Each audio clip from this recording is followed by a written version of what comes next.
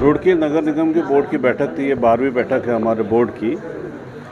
इससे पूर्व बैठक इसलिए नहीं हो पाई कि जो डीएम को पहले अधिकृत नहीं किया गया था, तो रिक्वेस्ट के बाद अधिकृत किया गया कि हम लोग बोर्ड की बैठक ले सकते हैं। और जैसे ही हम लोगों ने रिक्वेस्ट भेजी, तत्काल परमिशन भी मिल गई।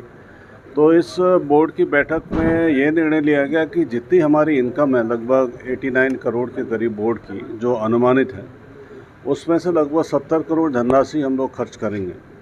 इस 70 करोड़ की धनराशि में लगभग 33 करोड़ की धनराशि हमारी आपकी वेतन में खर्च होती है और 6.5 करोड़ के करीब धनराशि हमारी स्वास्थ्य सेवाओं के लिए है और पथ और उसकी लाइटिंग की व्यवस्था के लिए लगभग 2.25 करोड़ रुपए हम इसमें खर्च करेंगे। और सर्वसम्मति से जितने भी मेंबर्स हैं, जितने लगभग 40 मेंबर्स हमारे नगर निगम क्षेत्र में हैं, तो हर वार्ड के अनुसार हम लोग इसमें विकास का कार्य कराएंगे। क्योंकि काफ़ी समय से बोर्ड निधि में ये निर्णय नहीं हो पाया था, तो हम ये चाहते हैं कि बराबर धनराशि सब में बटे और बोर्ड में जो सर्वसम्मति से निर्णय लिया गया उसके अनुसार लगभग 50-50 लाख रुपए की धनराशि का कार्य हर वार्ड में कराएंगे। तो ये लगभग 20 करोड़ रुपए की धनराशि ऐसी हमारी हो जाती है, जिससे हम डेवलपमेंट के कार्य कराएंगे।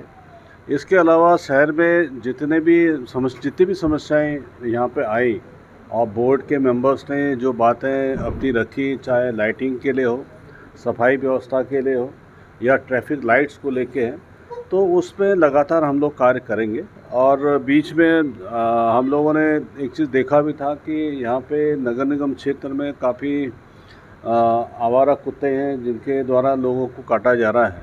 तो ये तत्काल हम एबीसी सेंटर भी इसको चलाने वाले हैं। उसमें टेंडरिंग की प्रक्रिया लगभग पूर्ण हो चुकी है और कुत्तों को पकड़ने के लिए वाहन की व्यवस्था हम इसी बोर्ड की बैठक में हम लोगों ने पास किया है। और इसके अलावा भी और भी जितने नगर निगम क्षेत्र में सफाई हो, नालियों के बारे में, खासकर यहाँ पर ड्रेनेज की जो दिक्कत है उसको सॉर्ट आउट करने की ज़रूरत है।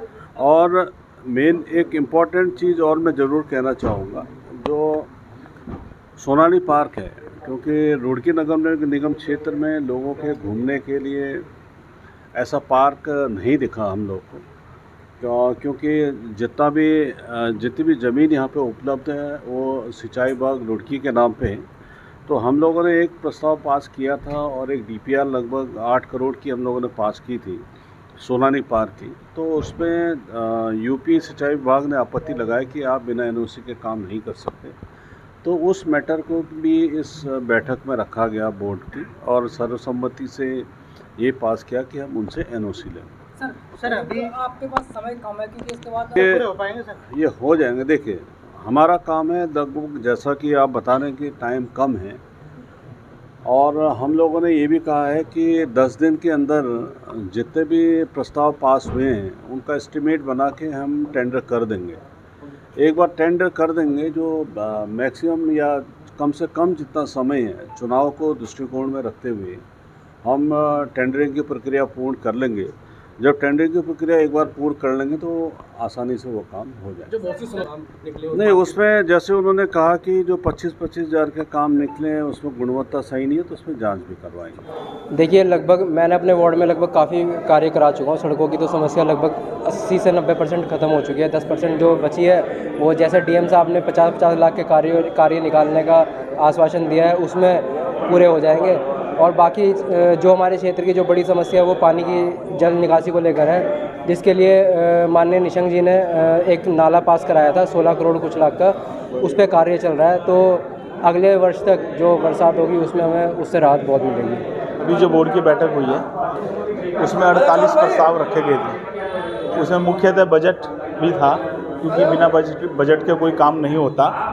बजट भी था और चुनावी वर्ष भी है हमारा, लगभग 2 महीने में हम चुनाव में जाने वाले हैं। इस चीज़ को ध्यान में रखते हुए जो हमारे विहित अधिकारी हैं डीएम साहब, उन्होंने 50-50 लाख रुपए के काम का आश्वासन दिया और ये कहा कि 1 सप्ताह में सभी 40 पार्षदों के 50-50 लाख रुपए के काम तत्काल करें। ये बहुत लगभग जब से मेयर गौरव गोयल जी निगम से गए थे तो कोई भी बोर्ड बैठक नहीं हो पा रही थी। इसके लिए पूरे शहर का विकास कार्य, निर्माण कार्य था रुका हुआ था। माननीय विधायक जी भी मुख्यमंत्री से मिले और इसी मीटिंग को कराने के लिए भेजा गया। हम लोग भी पार्षदगण भी माननीय मुख्यमंत्री से भी मिले। आज ये मीटिंग हुई है और पूरे शहर के जो विकास कार्य अब तो जो रुके हुए थे तो उनके लिए प्रयास किया जा रहा है, वो जल्दी ही सुचारू रूप से शुरू हो जाएंगे।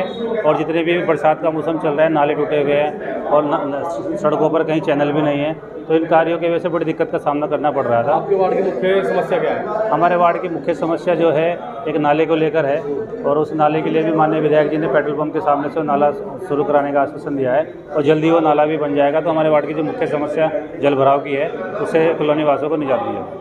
देखिएगा, सबसे अच्छी बात यह है कि 5 साल में पहली बार एक सौहार्दपूर्ण माहौल में बैठक हुई है। बहुत अच्छा लगा। आज पहली बार ये महसूस हुआ बीइंग ए पार्षद कि बोर्ड बैठक इसी तरह से होनी चाहिए। बहुत अनुशासन था, बहुत सौहार्दपूर्ण बात हुई है।